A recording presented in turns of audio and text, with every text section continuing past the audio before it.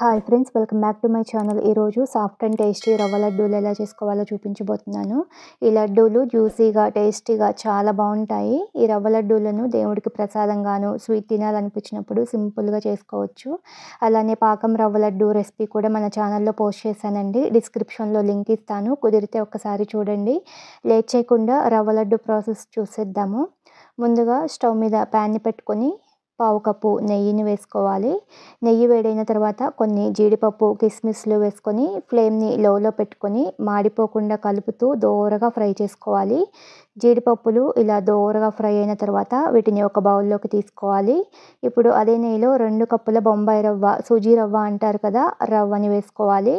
లో ఫ్లేమ్లో ఈ రవ్వని బాగా కమ్మని వాసన వచ్చేంత వరకు వేయించుకోవాలి. ఈ రవ్వ వేగడానికి కొంచెం టైం పడుతుంది. దగ్గరే ఉండి లో ఫ్లేమ్లో కలుపుతూ ఫ్రై చేసుకోవాలి. రవ్వ ఎంత బాగా వేగితే లడ్డూ రుచి అంత బాగుంటుంది. అడుగు మందంగా ఉన్న ప్యాన్ అయితే రవ్వ మాడిపోకుండా ఈవెన్గా ఫ్రై అవుతుంది.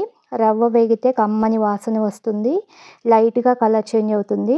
రవ్వ ఇలా ఫ్రై అయిన తర్వాత 1 కప్పు పచ్చి కొబ్బరి తురుము, వెనక బ్రౌన్ కలర్ పార్ట్ని తీసేసి తురుముకొని అయినా వేసుకోవచ్చు, లేదా మిక్సీ పట్టుకొని అయినా వేసుకోవచ్చు. పచ్చి కొబ్బరి బదులుగా ఎండు కొబ్బరి తురుము అయినా వేసుకోవచ్చు.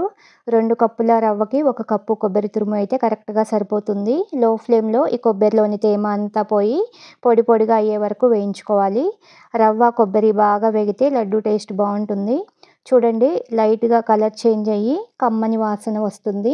ఇలా ఫ్రై అయిన తర్వాత స్టవ్ ఆపేసి ఈ రవ్వని ఒక బౌల్లోకి ట్రాన్స్ఫర్ చేసుకొని చల్లారనివ్వాలి. ఈ బౌల్ని పక్కన పెట్టేసి జార్లోకి 1 కప్పు పంచదారని వేసుకోవాలి. మంచి ఫ్లేవర్ కోసం 4-5 యాలకులు వేసుకొని మూత పెట్టేసి మెత్తగా మిక్సీ పట్టుకోవాలి. ఈ పొడిని రవ్వ బౌల్లోకి వేసుకొని పంచదార పొడి రవ్వలో బాగా కలిసేలాగా కలుపుకోవాలి. స్వీట్ ఎక్కువగా తినేవారైతే మరో పావు కప్పు వరకు పంచదారని పొడి చేసుకొని వేసుకోవచ్చు. ఇలా అంతా బాగా కలిసిన తర్వాత 3/4 కప్పు గోరువెచ్చటి పాలను కొద్దిగా వేసుకుంటూ కలుపుకోవాలి. పాలన్నీ ఒకేసారి వేయకూడదు. ఒకేసారి వేస్తే రవ్వ లూజ్ అవుతుంది. కొద్దిగా వేసుకుంటూ కలుపుకోవాలి. ఇలా కలిపేటప్పుడు మధ్యలో కన్సిస్టెన్సీ చెక్ చేసుకోవాలి. ఇలా ముద్ద చేస్తే ముద్దలాగా అవ్వాలి. రవ్వ విడిపోకుండా ముద్దలాగా వేస్తే మనం వేసుకున్న పాలు సరిపోయినట్లు. ఒకవేళ ఇలా ముద్ద అవ్వకపోతే ఇంకొన్ని పాలు వేసుకొని కలుపుకోవాలి. మనం తీసుకున్న పాలన్నీ పట్టవండి, చూసుకుంటూ కలుపుకోవాలి. ఇలా అంతా బాగా కలిసిన తర్వాత మనం ముందుగా వేయించి పెట్టుకున్న జీడిపప్పు, కిస్మిస్లు వేసుకొని ఇవన్నీ బాగా కలిసేలాగా కలుపుకోవాలి.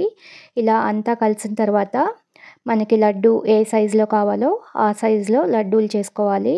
ఇలా లడ్డు చేసుకునేటప్పుడు ఏమైనా విడిపోయినట్లుగా అనిపిస్తే కొద్దిగా కాచి చల్లార్చిన పాలను వేసుకొని కలుపుకోవచ్చు. చూసారు కదా లడ్డు ఎంత బాగా వచ్చిందో. అదేవిధంగా మిగిలిన రవ్వ అంతా లడ్డూలాగా చేసుకొని ప్లేట్లో పెట్టుకోవాలి. అంతేనండి, సాఫ్ట్ అండ్ టేస్టీ రవ్వ లడ్డూలు రెడీ.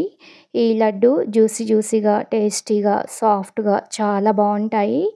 ఒక లడ్డు తుంచి చూపిస్తున్నా చూడండి ఎంత బాగా వచ్చిందో. నోట్లో వేసుకుంటే వెన్నెలా కరిగిపోతాయి. ఈ కొలతలతో చేశారంటే రవ్వ లడ్డు చాలా రుచిగా ఉంటాయి.